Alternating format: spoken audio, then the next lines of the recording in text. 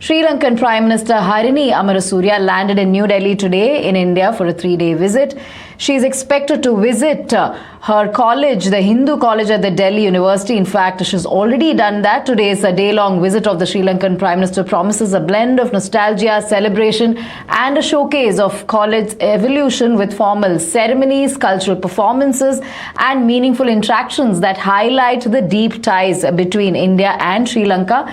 Remember, the Sri Lankan Prime Minister is set to attend NDTV World Summit, the biggest global thought leaders platform. Summit is being held in the capital on October 17 and 18th. We're joined by Vasudha on this. Vasudha, take us through the broader significance of Sri Lankan Prime Minister's visit to India at this point. She's part of the NDTV World Summit as well. How are India-Sri Lanka relations set to evolve in the current regional context, and what are the key areas of collaboration both sides are expected to highlight?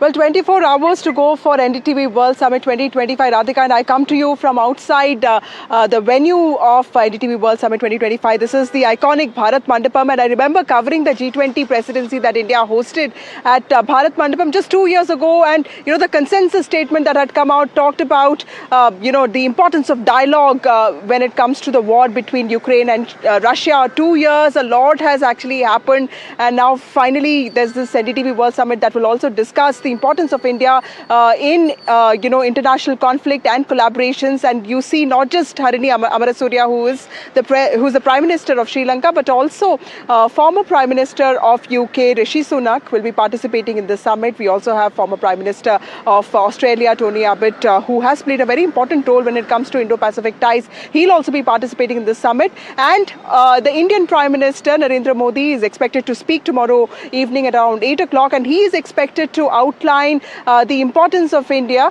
in world affairs and also in the changing world order, and the importance of global diplomacy when it comes to Viksit Bharat. Harini Amarasuriya this is her first official trip to India after she assumed charge as the Prime Minister. She is an important voice when it comes to academic rigor, and she's somebody who's taken very seriously when it comes to gender issues, labor, constitutional reforms in Sri Lanka. And it's a matter of great pride for India. She actually studied in Hindu college at Delhi University, and she is going to be in her alma mater today, and she's going to be talking to students, and she's going to be felicitated, and she's going to be also in some ways visiting the classroom where she studied sociology, talking to her professors. So it's going to be an emotional homecoming for her as well. But when it comes to official matters, she will be of course meeting the Prime Minister. Dr. S. Jaishankar is expected to talk to her as well. So clearly lots lined up for Harini Amarasuriya. Remember, this is a new government that came into power, and only 3 months ago the Prime Minister thanked Anura Kumara Dissanayake, the President of Sri Lanka, for having an approach that puts India's interests also at the forefront. So clearly a lot is expected today, but when it comes to NDTV World Summit, you can expect a lot of collaboration. There's a lot of dialogue on what the future of the world looks like, what kind of impact does trade and AI have on matters of the world, and how a country like India can play a very important critical role when it comes to international conflicts and collaborations.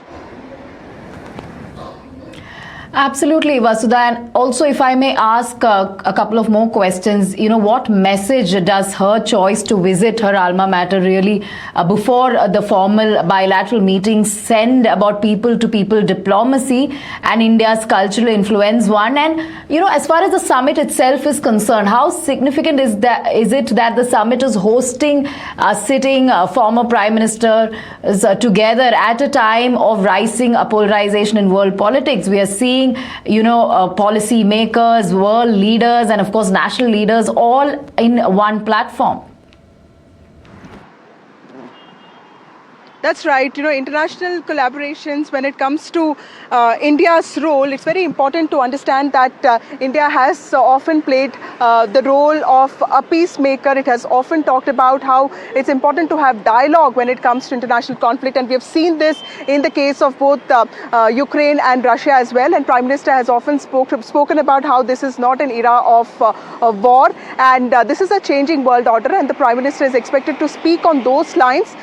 When it comes to to Harini Amarasuriya. Yes, India and Sri Lanka shared very important civilizational ties. Yes, there have been ups and downs in this in the relations between these two countries. We've gone through a lot, but recently when Sri Lanka faced an economic crisis, it was India that stepped up and really helped Sri Lanka come out of that crisis. And we've also seen the President AKD have a very different approach to India vis-a-vis what he had during his campaign. Harini Amarasuriya especially has been often, talking about the importance of bilateral trade and cooperation. Yes, of course, there is that contentious issue of fishermen as well. She's expected to speak to the Prime Minister and, of course, to the External Affairs Minister, Dr. S. Jaishankar. But her visit to Hindu College remains the highlight of her trip because it also shows how India has played an important role in shaping the politician and the public intellectual that she is today.